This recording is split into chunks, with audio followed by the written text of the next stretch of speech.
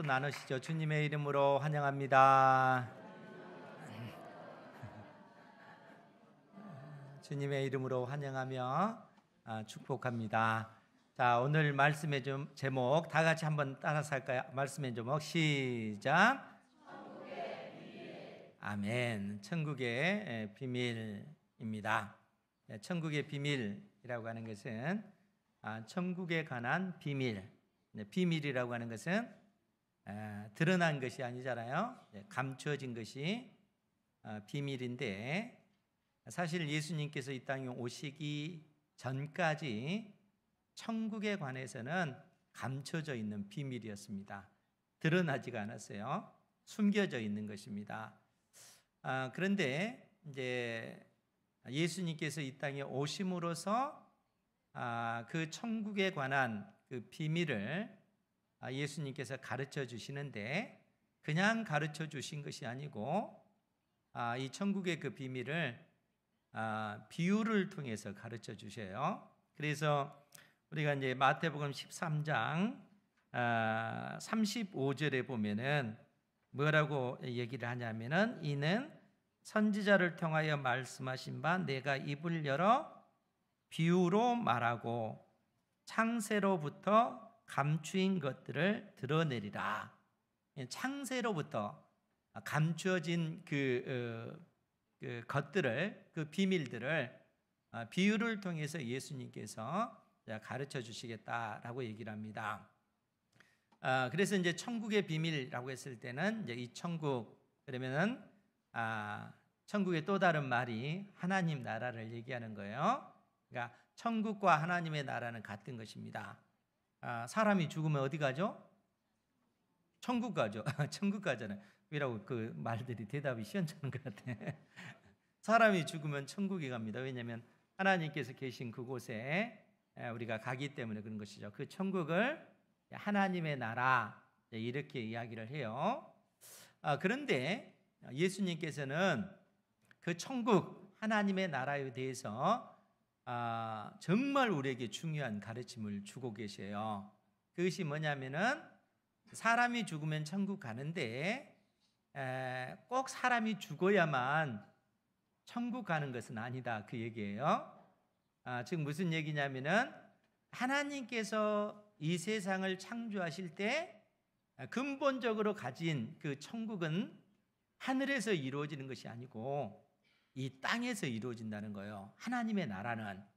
오늘 예수님께서 그 천국의 비밀을 통해서 우리에게 이제 그 진리를 가르쳐 주시는데, 그래서 이 비밀을 예수님께서 가르쳐 주시기 위해서 마태복음 13장에는 무려 8개의 비유가 등장합니다. 비유를 통해서 천국에 관해서 말씀해 주고 있기 때문에 그렇습니다. 그래서 이제 그 간단한 그 비유의 그 내용이 뭐냐면은, 우리가 그 3절에 보면은, 마태복음 13장 3절에 보면 예수께서 비유로 여러 가지를 그들에게 말씀하여 이르시되 씨를 뿌리는 자가, 이렇게 언급함으로써 씨 뿌리는 자의 비유에 관해서 먼저 얘기를 해 주셔요. 그리고 이제 두 번째가 24절에 보면 천국은 좋은 씨를 제 밭에 뿌린 사람과 같으니, 이렇게 말씀해 주시면서 천국을 이 알곡과 가라지 비유를 통해서 천국이 어떤 곳인가 하는 사실에 대해서 가르쳐 주셔요. 비유로 설명을 해 주시는 것이죠. 그리고 세 번째가 31절에 보면은 천국은 마치 겨자씨 한 알과 같다, 이렇게 얘기를 해요. 그리고 33절에 보면은 천국은 또 누룩과 같다, 이렇게 또 비유를 하고 있고요. 그리고 44절에 보면은 천국은 마치 밭에 감추인 보화와 같다, 이렇게 언급하고 있고, 그리고 47절에서도 천국은 그물과 같고, 또 45절에는 천국은 좋은 진주와 같다, 이렇게 언급하고 있고, 52절에서 보면은 천국은 마치 새 것과 옛 것을 그 곳간에서 내오는 집 주인과 같다, 이렇게 언급을 하고 있어요. 그러니까 이제 마태복음 13장에 있는 그 내용을 보면 천국에 관해서 예수님께서 말씀을 해주시는데 다 비유를 들어서 말씀해 주고 계시다는 거예요. 그래서 이제 오늘은 왜 예수님께서 비유를 들어서 말씀하셨는가 하는 내용을 볼 것이고, 다음 주에는 이 천국이 가지고 있는 그 능력, 그 권세, 그 천국이 어떻게 지금 우리가 살고 있는 이 세상 역사 가운데서 드러나고 있는가 하는 부분을 다음 주에 살펴보려고 해요. 그러면 먼저 예수님께서 천국에 관한, 이 천국은 감추어져 있는 것인데 그 감추어진 그 천국을 드러내시기 위해서 비유를 들어서 설명을 하시니까 제자들이 오늘 예수님에게 뭐라고 먼저 말씀하시냐면은 10절 말씀 볼게요. 제자들이 예수께 나와 이르되 어찌하여 그들에게 비유로 말씀하시나이까? 그러니까 어찌하여 천국에 관해서 말씀하시면서 비유로 말씀하십니까? 이렇게 예수님께 묻자 예수님께서 뭐라고 대답하시냐면은 천국의 비밀을 아는 것이 너희에게는 허락되었으나 그들에게는 아니 되었다라고 얘기하는 거예요. 여기서 너희는 예수님을 믿고 따르는 제자들을 이야기하고, 그들은 예수님을 믿지 않는 바리새인과 서기관들, 이런 부류의 사람들을 얘기하는 거예요. 그러니까 수많은 어떤 예수님을 따르는 무리들이 있을 거 아니에요.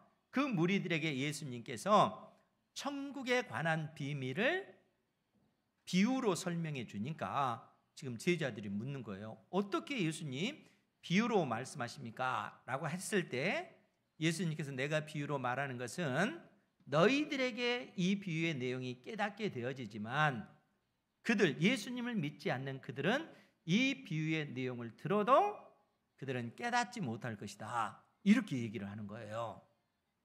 우리가 그러한 상황을 더 자세히 알 수 있는 곳이 마가복음 4장에 있는 말씀인데, 마가복음 4장 10절에서 13절에 있는 내용을 제가 한번 읽어드릴게요.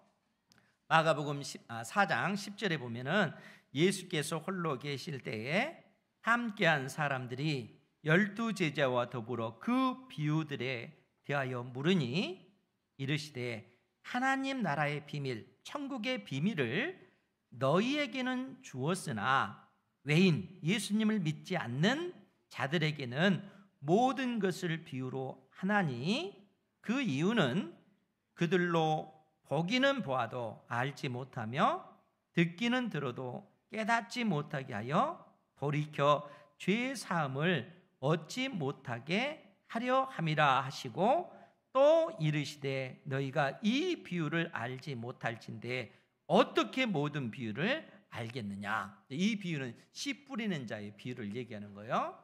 그러니까 예수님께서 내가 비유로 말하는 그 이유가 뭐냐면은 이 비유의 말씀을 통해서 너희들은 듣고 깨닫게 되어지지만 예수님을 모르는 사람들은 그 비유의 내용을 들어도 이게 무슨 내용인지 깨닫지를 못한다는 거예요. 그래서 그들이 죄 사함을 얻고 하나님의 자녀가 될 수 없다는 거예요. 그러니까 예수님께서는 의도적으로 비유로 말씀하시는 것입니다. 그 비유를 통해서 예수님을 믿는 사람들은 더 풍성하게 깨닫고 얻게 되어지지만 예수님을 믿지 않는 사람들은 그 비유의 내용을 들어도 뭔 내용인지 깨닫지 못하는 거예요. 이제 이게 굉장히 중요해요. 왜냐하면 여러분들은 오늘 말씀을 듣고 이 비유의 내용을 듣고 깨달아야만 되는데 깨닫지 못하면 안 된다는 거예요. 깨닫고 여러분들이 가지고 있는 그 믿음이 더더욱 풍성해지도록 그렇게 만들어 가야 된다는 거예요. 그래서 예수님께서 뭐라고 얘기를 하시냐면은 우리 12절 말씀, 오늘 마태복음 13장 12절 말씀 같이 한번 볼게요. 시작. 무릇 있는 자는 받아 넉넉하게 되되 없는 자는 그 있는 것도 빼앗기리라. 아멘. 있는 자, 이 있는 자는 어떤 사람을 얘기하겠어요? 예수님을 믿는 사람, 복음을 가지고 있는 사람들은 있는 사람들이라는 거예요. 이 사람들은 천국에 관한 그 내용을 예수님께서 비유를 들어서 설명해 주면 그것이 믿어지고 깨달아진다는 거예요.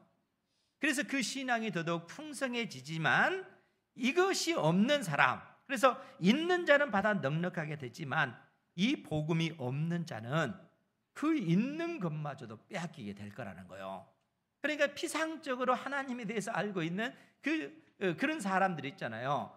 그런 사람들은 복음을 들어도 그 내용이 무슨 내용인지 깨닫지 못해서 정작 그들이 가지고 있는 작은 지식마저도 쓸모없는 것이 되고 만다는 거예요. 예수님께서 지금 우리에게 그 말씀을 해주고 계시는 것입니다. 그러면서 우리 13절도 같이 한번 보죠. 13절 시작. 그러므로 내가 그들에게 비유로 말하는 것은 그들이 보아도 보지 못하며 들어도 듣지 못하며 깨닫지 못함이니라. 아멘. 그러니까 예수님을 공격했던 또 예수님을 핍박했던 바리새인들과 그 서기관들은 예수님께서 가르친 이 천국에 관한 그 내용들, 비유를 들어서 설명하는 그 내용들을 들음에도 불구하고 그 내용이 무슨 내용인지 깨닫지 못한다는 거예요. 그러니까 그들은 보기는 보아도 그것을 보지 못하고 있고 듣기는 들어도 듣지 못하는 이런 상황 가운데 그 이스라엘 백성들이 대다수의 많은 사람들이 그러고 있다는 거예요. 예수님께서 복음을 증거했을 때 대다수의 사람들이 그 진리를 깨닫지 못하는 것입니다. 그렇기 때문에 예수님께서는 이러한 말씀을 하고 나서 이렇게 되어지는 그 일이 실상은 예수님께서 이 땅에 오시기 전에 600~700년 전에 이사야 선지자가 예언한 그 말씀 그대로 지금 성취되어지는 것이다 라고 말씀해 주셔요. 그럼 여러분, 이사야 선지자는 예수님으로부터 약 600 내지 700년 전 사람입니다. 이사야 선지자가 어떤 예언의 말씀을 하셨냐면은 14절에 보면은 이사야의 예언이 그들에게 이루어졌으니 일렀으되 너희가 듣기는 들어도 깨닫지 못할 것이요 보기는 보아도 알지 못하리라. 여러분, 이 말씀은 이사야서 6장 9절 이하에 있는 내용이에요. 그러면 어떤 상황 속에서 이사야 선지자가 이 말씀을 하셨는가 하면은, 여러분, 이사야 선지자가 살던 그 시대는요 굉장히 국가적으로 어려운 그러한 시기입니다. 왜냐하면은 이사야 선지자가 살던 그 당대에 북이스라엘은 아수르에 의해서 멸망을 당해요. 그리고 남유다 역시 아수르에 의해서 끊임없이 그 멸망당할 그 위험에 처해 있는 것입니다. 그러니까 이러한 어떤 상황 속에서 이사야 선지자가 말씀을 증거하는데 왜 하나님께서 북이스라엘이 아수르에 의해서 멸망을 당하고 남유다도 나중에 아수르가 아니라 나중에 바벨론에 의해서 멸망을 당하게 돼요. 그런데 이러한 어떤 하나님의 진노의 심판이 왜 하나님의 백성들 가운데 임하느냐? 다른 데 원인이 있는 것이 아니라는 거예요. 그것은 그들이 하나님을 버리고 하나님과 맺은 언약을 파기하고 하나님을 배신하고 하나님 대신에 우상을 섬기는 이 죄 때문에 그렇다는 거예요. 이 죄 때문에 하나님께서 북이스라엘과 남유다를 향하여 진노의 그 심판을 내리신다 라는 말씀을 지금 선포하고 있는 것입니다. 그런데 여러분, 놀랍게도요 이스라엘 백성들은 그 말씀을 받아들일까요? 받아들이지 않는 거예요.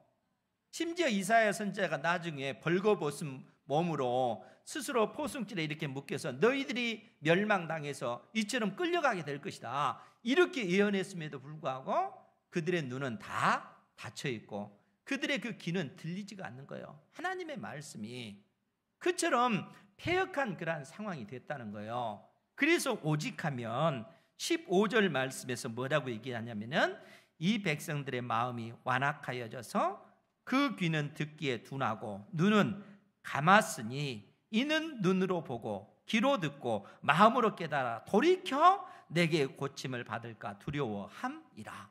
오히려 하나님께서 그 이스라엘 백성들이 그처럼 하나님의 말씀을 거부하니까 그들이 심판받도록 그들이 이사야 선지자가 외치는 그 말을 듣고 그들이 회개할까 두렵다. 오히려 하나님께서 역설적으로 지금 이렇게 말씀하시는 거예요. 왜냐하면 그만큼 그들이 악한 그러한 시대였기 때문에 그렇다는 겁니다. 그러니까 이사야 선지자가 예언했던 이 말씀이 지금 그대로 예수님 당대 이스라엘 백성들 가운데 이루어지고 있다는 거예요. 예수님께서 천국 복음을 증거했음에도 불구하고 예수님의 그 복음을 받아들이지 않고 예수님을 하나님의 아들, 우리의 모든 죄 때문에 십자가에 못 박혀 죽으실 하나님의 아들로 그들이 믿지 않는 겁니다. 이러한 어떤 그 패역한 시대라는 거예요. 그렇기 때문에 그러한 이스라엘 백성들에게 예수님께서 비유를 들어서 말씀해 주는 거예요. 왜냐하면 그 비유의 내용은 제자들은 듣고 깨달아서 그 믿음이 더더욱 성장하지만 예수님을 믿지 않는 사람들은 그 내용이 무슨 내용인지 깨달을 수도 없고 그 마음에 새길 수도 없는 것이기 때문에 그들이 멸망당할 수밖에 없는 그러한 지경에 이르게 되어진다는 거예요. 그래서 예수님께서 제자들에게 뭐라고 말씀하시냐면 16, 17절에 그러나 너희 눈은 봄으로 너희 귀는 들음으로 복이 있도다.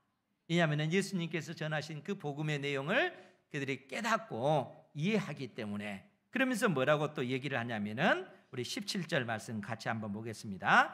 시작. 내가 진실로 너희에게 이르노니 많은 선지자와 의인이 너희가 보는 것을 듣고자 하여도 보지 못하였고 너희가 듣는 것들을 듣고자 하여도 듣지 못하였느니라. 아멘. 이 말씀을 여러분들은 깊게 생각을 해봐야 돼요. 왜냐하면 지금 예수님께서 내가 진실로 너희에게 이르노니 많은 선지자와 의인이 너희가 제자들인 너희가 지금 보는 것들을 보고자 하여도 보지 못하였고 너희가 듣는 것들을 듣고자 하여도 듣지 못했다는 거예요. 그럼 여기서 많은 선지자들, 의인들은 어느 시대 때 사람이에요? 예수님이 이 땅에 오시기 전에 하나님을 경외했던 사람들, 하나님의 수많은 선지자들, 하나님을 경외했던 그 수많은 믿음의 사람들, 그 사람들이 간절히 사모한 것이 무엇이었는가 하면은 그들이 진짜로 사모한 것은 하나님의 나라, 천국이라는 거예요. 천국. 그들이 간절히 사모한 것은 천국을 보기 원했고 그들이 간절히 사모한 것은 천국에 그들이 들어가기를 원했다는 거예요. 왜냐하면 천국은 창세 이래로 감춰진 비밀이기 때문에 그런 거예요. 더 놀라운 것은 그 천국을 누가 가지고 오는가 하면은 이 땅에 오신 예수님께서 하나님의 나라 천국을 이 세상 역사 가운데 가지고 오신 거예요. 그러니까 여러분들이 이제 생각할 때 사람이 죽으면 어디 갈까? 천국 갑니다. 그런데 그 천국은 그 천국의 그 많은 부분은 하늘에 있는 것이 아니라 그 천국은 이 세상 역사 가운데 임하는 것이고요. 나중에 예수님께서 재림하실 때 그 천국의 실체가 그때는 확연하게 드러나게 되는 거예요. 지금 우리 눈에는 선명하게 안 드러나요. 천국의 그 실제는 하나님의 그 통치가 지금 현재 왕이신 하나님께서 지금 이 세상 역사 속에서 그의 백성들을 하나님께서 보호하시고 인도하시고 다스려 나가시는 그런 형태로 나타나지만 주님께서 재림하실 때는 그 천국이 역사 가운데 그 실체로 드러나는 거예요. 세상 나라는 다 심판받고 새 하늘과 새 땅이 이루어지는 그 하나님의 나라가 만들어지게 된다는 거예요. 그 천국이 이 세상 역사 가운데 드러나는 것입니다. 그래서 과거에 수많은 선지자들, 하나님을 경외한 사람들이 그 천국을 사모했지만 그들은 경험하지 못한 것이죠. 예수님께서 오심으로써 비로소 제자들은 그 천국을 그들이 듣고 그들이 보게 되어지는 이런 은혜를 입게 되었다는 거예요. 그런데 이제 여기서 끝나면 안 되고 이제 중요한 것이 뭐냐면은 이 천국의 비밀이라고 할 때 우리가 늘상 이 부분을 생각할 때 천국의 비밀, 지금 감춰진 것인데 천국이 감춰진 것인데 이 감추어진 이 천국을 제대로 알기 위해서는 우리가 다니엘서 2장을 생각을 해야 됩니다. 왜냐하면 이제 비밀이라고 하는 것은 이제 헬라어로 미스테리온이라고 하는 단어거든요. 비밀. 그런데 우리가 다니엘서 2장에 보면은 어떤 내용이 나오냐면은 여러분들이 잘 아는 느부갓네살 왕이 등장을 해요. 네, 느부갓네살 왕이 어느 나라 왕입니까? 바벨론 왕이잖아요. 바벨론이라고 하는 나라를 대제국으로 건설한 왕이 느부갓네살이에요. 그런데 이 느부갓네살 왕이 어느 날 저녁 침상에 눕기 전에 고민이 생긴 거예요. 그것이 뭐냐면은 지금 내가 이처럼 대제국 바벨론을 건설했는데 이 나라가 장차 어떻게 되어질까 고민이 되는 거예요. 세상 나라잖아요. 영원히 존재하지는 못할 것 아니에요? 장차 역사가 어떻게 진행되지? 이런 고민을 하다가 잠이 들었다는 거예요. 그리고 그가 한 꿈을 꿨습니다. 그리고 그 꿈을 꾸고 나서 하도 생생한 꿈이었기 때문에 한편은 두렵고 그 꿈 속에 담긴 의미가 무엇일까 너무너무 고민이 되는 거예요. 그래서 그때 당시 바벨론에 있는 가장 탁월한 지혜자들, 또 술객들, 박수들, 심지어 점쟁이들, 이 사람들은 앞으로 되어질 일들을 예지하는 그러한 사람들이기 때문에 이러한 사람들에게 명령을 내리는 거예요. 그것이 뭐냐면은 내가 꾼 그 꿈과 그 꿈이 의미하는 바가 무엇인지 해몽해라, 이렇게 명령을 내린 거예요. 그러니까 그 지혜자들이 뭐라고 얘기하겠어요? 여러분 생각해 보세요. 그냥 꿈을 들려주면 해몽을 할 수 있잖아요. 그런데 내가 무슨 꿈을 꿨는지 그 사람들이 어떻게 알 수 있겠어요? 모르잖아요.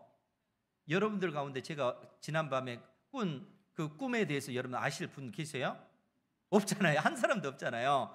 지금 느부갓네살 왕이 그렇게 얘기하니까 그것은 사람의 몸을 입지 않는 신이 아니고서는 왕이 꾼 그 꿈을 우리가 알 수 없습니다. 이렇게 얘기하니까 왕이 진노하는 거예요. 그러면서 너희들이 어떻게 그렇게 지혜자라고 할 수 있느냐? 바빌론 땅에 사는 모든 지혜자들을 다 너희들을 처형해라, 이 명령이 주어지는 거예요. 기한을 정해놓고. 그러할 때 이 지혜자 속에 누가 속하게 했어요? 우리가 잘 아는 다니엘도 속한 것이죠. 그래서 다니엘이 하나님 앞에 기도했을 때 하나님께서 다니엘에게 느부갓네살 왕이 꾼 그 꿈과 그 꿈이 의미하는 바가 무엇인지 알려주시는 겁니다. 그 내용이 다니엘서 2장 27절 이하에 있는데 뭐라고 기록됐냐면은 다니엘이 왕 앞에 대답하여 이르되 왕이 물으신 바, 즉 느부갓네살 왕이 물으신 바 은밀한 것은 지혜자나 술객이나 박수나 점쟁이가 능히 왕께 보일 수 없습니다. 이제 여기서 은밀한 것, 이 단어가 이 에차라고 하는 그 단어입니다. 그러니까 이제 이 단어는 이 아람어예요, 아람어. 그러니까 그 뜻이 뭐냐면 비밀. 그러니까 헬라어로 미스테리온이라고 하는 이 단어예요. 비밀이라는 거예요. 그러니까 지금 다니엘이 왕에게 하는 얘기가 왕이 물으신 바 비밀은 지혜자나 술객이나 박수나 점쟁이가 능히 왕께 보일 수 없으되 28절 오직 은밀한 것, 즉 비밀을 나타내실 이는 하늘에 계신 하나님이시라. 그가 느부갓네살 왕에게 후일에 될 일을 알게 하셨나이다. 후일에 될 일들. 그런데 여기서 후일에 될 일들, 여기서 후일이라고 하는 이 뜻이 뭐냐면은 마지막 날들이란 뜻이에요. 그러니까 이 마지막 날들은 언제 이 땅에 나타나냐면은 하나님께서 약속하신 메시아 그리스도께서 오심으로써 비로소 마지막 때가 시작이 되어지는 거예요. 그러니까 여러분들이 아셔야 될 것이 뭐냐면은 예수님께서 이 땅에 처음 성육신하신 이때로부터 마지막 때가 시작이 되어졌어요. 그리고 예수님께서 재림하실 때 마지막 때가 끝나는 것입니다. 온 세상이 이때는 심판을 받고 영원한 하나님의 나라가 이루어지게 될 것이라는 거예요.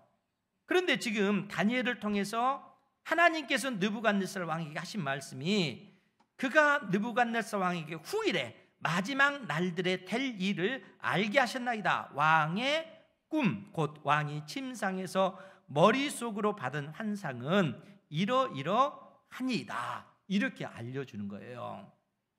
그러면 이제 여러분, 느부갓네살 왕이 꾼 그 꿈이 궁금하잖아요. 그 꿈은 다니엘서에 잘 기록이 되어져 있어요. 그 꿈 내용이 뭡니까?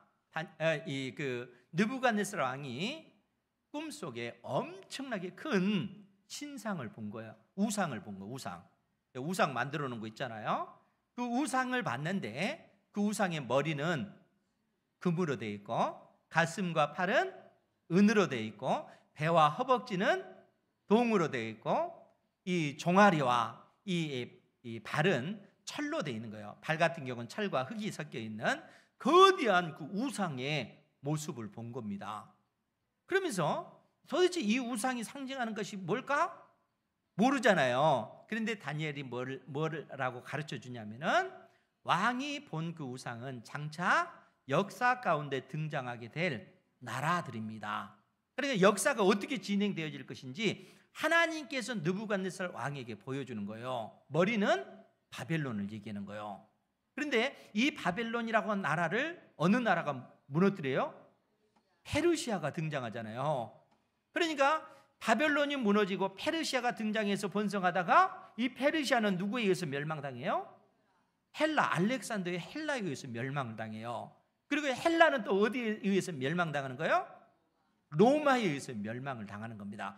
역사가 그렇게 진행이 되어졌어요. 대제국들 있잖아요. 그러니까 하나님께서 역사를 그렇게 진행시켜 나가실 것이다 하는 사실을 계시를 통해서 지금 알려주시는 겁니다. 그런데 여기에 한 가지 엄청난 사건이 또 벌어지는 거예요.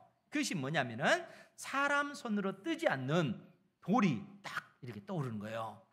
그리고 그 돌이 그 우상의 발을 탁 쳤을 때 어떻게 되냐면은, 그 우상이 하루아침에 와르르 무너지는 거예요. 여름 타작마당에 바람이 확 불 때 그 모든 먼지들이 막 날려서 흩어진 것처럼 그 거대한 우상이 한순간 다 사라지고, 그 작은 돌멩이가 태산을 이루어서 온 세상에 가득한 그 꿈을 꾼 겁니다. 그럼 여러분, 이 꿈이 의미하는 바가 뭐겠어요? 사람 손으로 뜨지 않은 돌이라 그 얘기는 사람의 힘으로 만들어진 것이 아니라는 거예요. 하나님의 능력으로 이 모든 일들이 되어진다는 거예요. 세상 나라가 와르르 무너지고, 그리고 그 작은 돌이 태산을 이룬다는 것은 이 땅에 오실 예수 그리스도를 통해서 이 세상 나라들이 심판을 받고 하나님의 나라가 힘있고 능력 있게 온 세상에 그 천국 복음이 증거되다가 예수님께서 재림하실 때 온 세상은 심판받아서 그 거대한 우상이 와르르 무너지고 영원한 하나님의 나라가 이루어지듯이 그 돌이 태산을 이루어 온 세상에 가득하게 될 거라는 거예요. 하나님 나라의 역사가 그렇게 진행되어질 것을 하나님께서 계시를 통해서 이처럼 가르쳐 주신 겁니다. 그래서 이 다니엘 선지자가 다니엘서 22장 44절에서 뭐라고 얘기를 하냐면은, 다니엘서 2장 44절에 이 여러 왕들의 시대에, 즉 바벨론, 또 페르시아, 헬라, 로마 이러한 나라들이 다 있었지만 이 왕들의 시대에 하늘의 하나님이 한 나라를 이 세상 역사 가운데 세우시리니 이 나라는 영원히 망하지도 아니할 것이요 그 국권이 다른 백성에게로 돌아가지도 아니할 것이요 도리어 이 모든 나라를 쳐서 멸망시키고 영원히 설 것이라. 손대지 아니한 돌이 산에서 나와서 새와 놋과 진흙과 은과 금으로 된 그 우상을 부서뜨린 것을 왕께서 보신 것은 크신 하나님이 장래 일을 왕에게 알게 하신 것이라. 이 꿈은 참되고 이 해석은 확실하니이다. 이렇게 다니엘이 그 꿈에 대해서 해석해 주고 있는 겁니다. 그러니까 하나님께서 느부갓네살 왕에게 보여주신 그 꿈대로 역사가 그렇게 진행되다가 로마 시대 때 이 땅에 사람 손으로 뜨지 않는 돌이신 예수님께서 이 땅에 성육신하고 오신 거예요. 주님께서 이 땅에 오심으로써 하나님의 나라 천국을 이 세상 역사 가운데 가지고 오신 것입니다. 창세로부터 지금까지 감춰졌던 그 하나님의 나라의 그 실체가 이 세상 역사 속에 들어오게 되어졌다는 거예요. 그래서 여러분, 예수님보다 6개월 먼저 오신 그 세례 요한, 선지자들의 그 마지막 선지자라고 할 수 있는 세례 요한이 뭐라고 외쳤어요? 회개하라, 천국이 가까이 왔느니라. 가까이 왔다라고 하는 것은 완료형 동사를 일때는 써요. 그러니까 즉 천국이 이 세상 역사 가운데 임박했다는 거예요. 임했다는 거예요. 그런데 우리 주님께서 뭐라고 말씀하시냐면은 귀신 들린 자에게서 귀신을 쫓아내시고 이 고쳐주시는 그런 능력을 행할 때 수많은 무리들이 예수님을 보고 놀라면서 이는 다윗의 자손이 아니냐, 즉 하나님께서 약속해 주신 다윗의 자손 메시아 그리스도가 아니냐, 이렇게 얘기할 때 바리새인과 서기관들이 그러한 무리들을 향해서 뭐라고 얘기를 하냐면은 예수님이 귀신 들려서 귀신의 왕 바알세불의 그 힘을 빌어서 귀신을 쫓아낸 것이다, 이렇게 예수님을 조롱하고 모독을 합니다. 그러할 때 예수님께서 그러한 사람들을 향해서 뭐라고 말씀을 하시냐면은 마태복음 12장 28절에 보면은 그러나 내가 하나님의 성령을 힘입어 귀신을 쫓아내는 것이면 하나님의 나라가 이미 너희에게 임하였느니라. 하나님의 나라가 이 세상 역사 가운데 이미 임재했다는 거예요. 그리고 예수 그리스도를 믿는 우리는 죽어서 가는 그 천국이라고 생각했는데 이미 예수님을 믿는 사람들은 이미 천국에 들어온 존재가 됐다는 거예요. 여러분들은 이미 하나님의 자녀가 된 줄 믿으시기 바랍니다. 천국을 이미 우리는 가진 존재가 되어졌다는 거예요. 그러니까 주님께서 우리에게 이러한 놀라운 진리를 일깨워 주시는 거예요. 그러니까 그런 예수님을 향하여 바리새인들이 계속 예수님을 비방하면서 당신이 하나님께로부터 온 그 표적이라고 하는 거 그건 못 믿겠다, 정말 우리가 확실히 인정할 만한 그 표적을 우리에게 보이라 라고 했을 때 예수님께서 내가 너희들에게 보일 표적은 요나의 표적밖에 보일 표적이 없다라고 말씀하셔요. 요나의 표적이라고 하는 것은 예수님께서 우리의 모든 죄 때문에 십자가에 못 박혀 죽으시고 죽은 지 3일 만에 부활하실 그 사건을 얘기하는 거예요. 즉 무슨 얘기냐면 누구든지 그 천국을 소유하기 위해서는 생명의 주님 예수님께서 나의 모든 죄와 허물 때문에 십자가에 못 박혀 죽으시는 하나님의 아들인 것을 믿음으로 우리가 하나님의 자녀가 되는 것이고 천국을 우리가 소유하게 될 것이다 하는 사실을 주님께서 결국 우리에게 가르쳐주고 있다는 거예요. 그렇기 때문에 여러분 그 예수님께서 많은 그 무리들에게 하나님의 말씀을 가르치실 때 그 제자 중 한 명이 예수님에게 그 얘기를 해요. 예수님을 만나기 위해서 예수님의 어머니와 예수님의 동생들이 와 있습니다 라고 예수님에게 말씀해요. 그때 예수님께서 뭐라고 말씀하시냐면은 그 마태복음 2장 48절 이하에 있는 말씀입니다. 마태복음 2장이라겠다 12장이에요 12장 48절 이하에 보면 뭐라고 얘기하냐면은 말하던 사람에게 대답하여 이르시되 누가 내 어머니이며 내 동생들이냐 하시고 손을 내밀어 제자들을 가리켜 이르시되 나의 어머니와 나의 동생들을 보라. 누구든지 하늘에 계신 내 아버지의 뜻대로 하는 자가 내 형제요 자매요 어머니이니라 하시더라. 여러분 이 말씀을 여러분들이 깊게 생각을 해야 돼요. 지금 예수님께서 제자에게 그 얘기를 하잖아요. 누가 내 어머니며 누가 내 동생들이냐, 누가 내 가족이냐. 여러분 예수님을 낳은 그 엄마가 마리아잖아요. 예수님의 남동생 여동생들도 있잖아요. 그런데 그 남동생 여동생 육신의 그 어머니가 내 그 부모요 내 형제가 아니라는 거예요. 오히려 제자들을 가리켜서 하신 말씀이 누구든지 하늘에 계신 내 아버지의 뜻대로 행하는 자가 내 형제요 내 자매요 내 어머니다 이렇게 얘기하는 거예요. 하늘에 계신 하나님의 그 뜻이 뭐입니까? 이 땅에 예수 그리스도를 보내신 것이고, 예수님께서 우리의 모든 죄 때문에, 우리의 모든 허물 때문에 십자가에 못 박혀 죽으신 하나님의 아들이라는 사실이에요. 누구든지 그 예수님을 나의 구주로 영접할 때 우리가 하나님의 자녀가 되는 그 은혜를 입는 것입니다. 예수님의 그 형제 자매, 예수님의 그 부모가 되어지는 그러한 그 가족의 그 관계가 예수님을 믿을 때만이 가능하다는 거예요.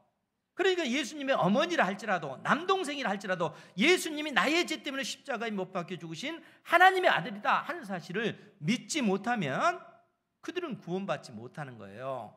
천국을 소유할 수가 없다는 것입니다. 그래서 예수님께서는 이 땅에 하나님의 나라를 가져오시고, 그 하나님의 그 백성이 누가 되느냐, 누가 하나님 나라의 가족이 될 수 있느냐, 그것은 다른 데 있는 것이 아니라는 거예요. 혈통적으로 아브라함이 우리 조상인데요, 우리 부모가 예수님을 믿었는데요, 그게 소용이 없다는 거예요. 누구든지 그 스스로, 자기 스스로 예수님을 믿어야만이 하나님의 자녀가 되는 그 권세, 그 법적인 권리를 가질 뿐만 아니라 하나님의 그 나라를 우리가 상속받을 수가 있다는 거예요. 하나님께서 이 땅에 가져오신, 우리 주님께서 이 땅에 가져오신 그 하나님의 그 나라, 그 천국을 소유할 수 있는 사람은 결국 예수 그리스도를 믿는 사람들만이 그 은혜를 누릴 수가 있다는 거예요.